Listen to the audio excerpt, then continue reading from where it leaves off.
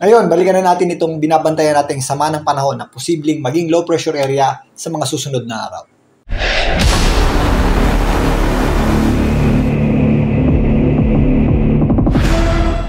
Welcome po muli sa Philippine Weather Trivia. Again, para po sa mga bago sa channel na to, ako nga po muli, si Alvin Pura, isang meteorologist at ang inyong weather tito. So narito po muli yung ating latest satellite image para sa ating binabantayang sama ng panahon. Ito nga po ay designated ng JTWC ng US as 93W Invest. Di pa po ito isang low pressure area para sa Pag-asa. Kaya po invest ang designation nito dahil investigative area o lugar o area na dapat pagtuunan ng pansin. Ito po ay may sirkulasyon o pag-ikot na nasa around 300 kilometers ang layo nung kanyang gitna mula sa ating boundary line. Within the next 2 days, posible po yung lumapit o dumikit dito sa ating Philippine Area of Responsibility boundary line. So ito pong grupo ng kaulapan na ito o cloud cluster na ito, although may sirkulasyon na, hindi pa po yan dinideklarang low pressure area ng Pag-asa. Pero habang lumalapit po yan sa ating boundary line, maaaring bukas o sa susunod na araw, posible po yung ideklara ng Pag-asa as a low pressure area.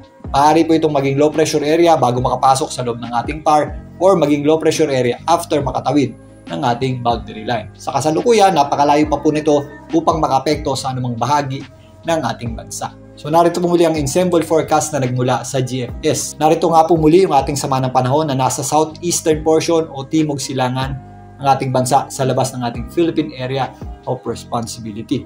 Nagkakaroon po yan ng northwesterly na pagkilos patungo dito sa Philippine Sea. Sa darating na weekend, maaari po yan mag-recurve pataas at palayo sa ating bansa. Ganun pa man, kung mapapansin nyo dito, meron tayong mga pagtaya na dumidikit dito sa eastern section ng ating bansa. Bago pumasok yung weekend, ito pong panglabas na kaulapan o yung outer rain bands o trough nitong ating binabantayang sama ng panahon ay posibleng magpaulan dito sa eastern section ng Mindanao at eastern section ng Visayas. May pinapakita rin dito, ito pong mga darker colors na posibleng maging mahinang bagyo itong ating binabantayang sama ng panahon ngayong weekend. So hindi pa rin po natin naalis ang possibility na yan. At again, sa ngayon nga, malayo at mahinang system pa po ito. So medyo malawak pa yung ating uncertainty sa ngayon.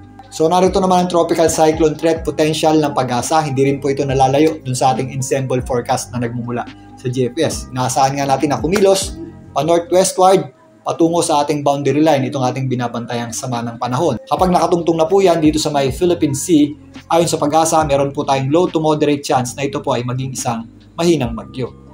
So patuloy nga nating babantayan itong sama ng panahon na posibleng maging low pressure area in the next few days. At again, maliban dyan, nabanggit nga natin kahapon na after makadaan itong ating binabantayan na sama ng panahon dito sa Philippine Sea, if tumaas na po yan, magkakaroon na po tayo ng gradual shift ng ating wind direction. Magkakaroon na po tayo ng southwesterly component ng ating hangin. Sa ngayon, meron na po tayong tinatawag na Indian Ocean Monsoon. Yan din po yung pinaggagalingan ng ating Southwest Monsoon o habagat. So nagsisimula na po yan dyan sa may Indian Ocean. Medyo mahina pa yan sa ngayon kaya hindi pa po umaabot sa atin. So sa pagdaan nga nitong ating binabantayang sama ng panahon, posibleng yan na po ang mag-trigger ng pag-abot sa atin nitong southwesterly component ng hangin. Kung saan hudyat o senyales ng pagsisimula ng ating panahon ng habagat o southwest monsoon.